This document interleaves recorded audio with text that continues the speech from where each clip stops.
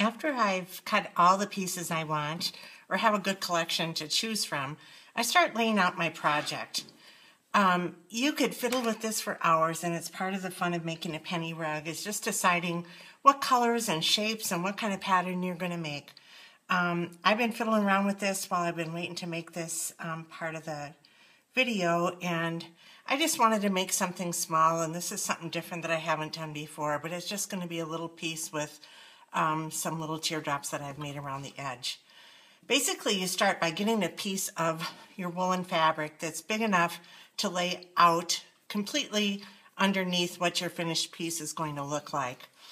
This is cutting it a little bit close. I usually try to have ample room around every side before I lay out a pattern on that, because as we start stitching this down, it may end up moving one way or the other, and then you won't quite have enough fabric underneath. So just playing with the shapes and colors, work until you kind of have a pattern that you think might look pretty. Remember that you're going to be using different colored flosses too, so by the time you get done, you can really change the look of this from something pretty basic, I guess I'd say, to having a lot more color or being more unified in color, depending on what colors of floss you use.